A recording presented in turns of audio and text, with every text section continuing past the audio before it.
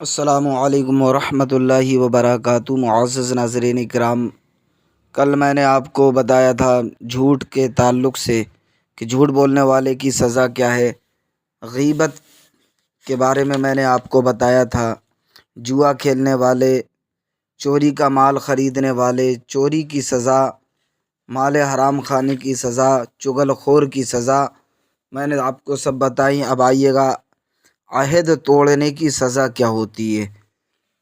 تو آئیے گا، جن حضرات نے ہمارے چینل کو سبسکرائب نہیں کیا وہ سبسکرائب کر لیں تاکہ ہماری ویڈیو آپ تک پہنچتی رہیں۔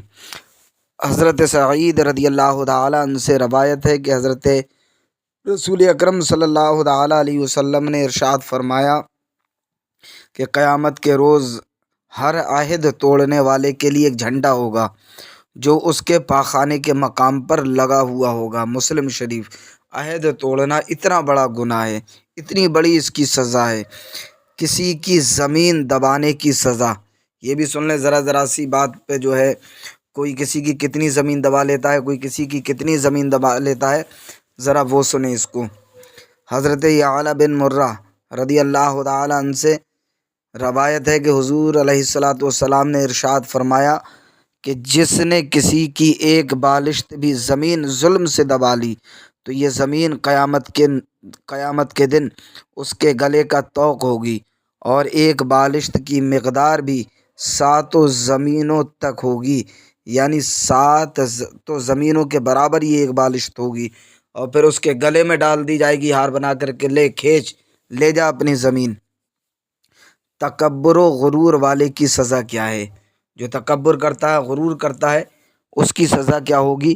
حضرت عمر بن شعیب رضی اللہ تعالیٰ عنہ سے روایت ہے، فرمایا رسول خدا صلی اللہ تعالیٰ علیہ وسلم نے کہ تکبر کرنے والے قیامت کو چونٹیوں کی مثل ہوں گے، ان کو اہل محشر روندتے ہوں گے، آگ ان کو چاروں طرف سے گھیرے گی، جہنم کے ایک قید خانے میں ان کو عذاب دیا جائے گا، ان پر نہایت تیز آگ جلائی جائے گی، اور ان کو دوزخیوں کے زخم کا نکلا ہوا لہو پینے کو دیا جائے گا۔ مراد یہ ہے کہ ان بدبختوں کی انتہائی تذلیل کی جائے گی۔ اتنی بڑی سزا ہے تکبر اور غرور کرنے والوں کی۔ تو تکبر کس بات کا ہے؟ مٹی سے پیدا ہوئے ہو، مٹی میں مل جانا ہے، تکبر کس بات کا ہے؟ حضرت ابو ہریرہ رضی اللہ تعالیٰ عنہ سے روایت ہے کہ حدیث قدسی میں آتا ہے کہ اللہ تعالیٰ ارشاد فرماتا ہے، کبر اور عظمت میری 2 چادریں ہیں، جو ان کو مجھ سے چھینتا اور کھینچا تانی کرتا ہے میں اس کو جہنم میں ڈالوں گا۔ یعنی یہ دو وصف میرے لیے خاص ہیں، ہر قسم کی بڑائی اور بزرگی میرے ہی لیے زیبا ہے۔ مسلم شریف، ابو داود شریف۔ وعدہ خلافی کی بھی سزا سن لو، لوگ وعدہ کر کے پھر بھول جاتے ہیں۔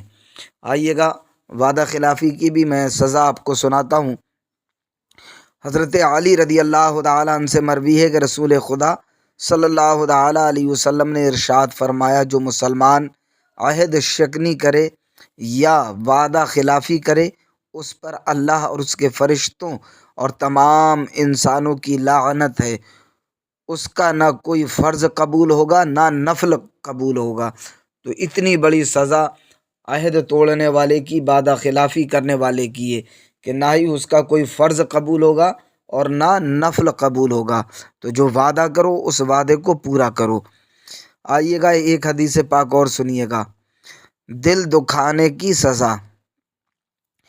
حضرت مجاہد رحمۃ اللہ تعالیٰ علیہ کا فرمان ہے کہ دوزخیوں پر خارش مسلط کر دی جائے گی، وہ اس قدر خارش کریں گے کہ ان کے چمڑے اور گوشت اتر کر ہڈیاں ظاہر ہو جائیں گی، پھر آواز دی جائے گی کہ تم کو اس سے تکلیف ہوتی ہے؟ وہ کہیں گے کہ ہاں، جواب ملے گا، یہ اس کا بدلہ ہے جو تم مومنوں کو ایذا اور تکلیف دیتے تھے، جو مومنوں کو پریشانیاں دیتے تھے، تکلیفیں دیتے تھے، تو یہ اس کی سزا ہے۔ تم نے دنیا میں تو مسلمانوں کو ستا لیا، لیکن اب بھرو اس کو۔ بھیک مانگنے والے کی بھی سزا سن لو۔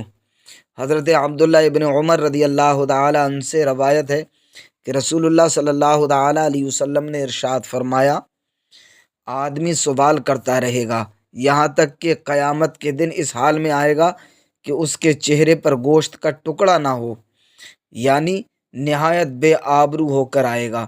اس کو بھرے میدان محشر میں رسوا کیا جائے گا، بڑی رسوائی اٹھانا پڑے گی اس کو۔ ایک اور بیماری ہے جس کو رشوت کہتے ہیں، تو رشوت لینے والے کی بھی سزا سن لو۔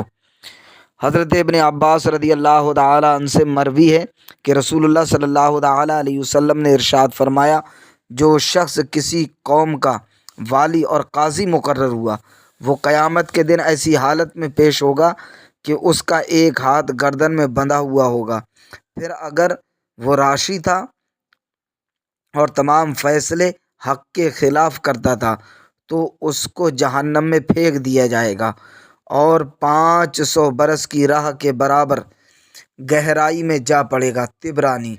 تاجدار عرب و عجم صلی اللہ تعالیٰ علیہ وسلم نے رشوت لینے اور دینے والے اور دونوں کے درمیان دلالی کرنے والے پر لعنت فرمائی ہے۔ کنز الاعمال۔ ایک اور حدیث پاک کے مطابق راشی رشوت لینے والا اور مرتشی یعنی رشوت دینے والا دونوں دوزخی ہیں، دونوں جہنم میں جائیں گے۔ تو اس لیے رشوت لینا اور دینا دونوں حرام ہیں، دونوں ناجائز ہیں۔ اس لیے اس بیماری سے، اس برائی سے بھی آپ بچیں اور گناہوں سے توبہ کریں۔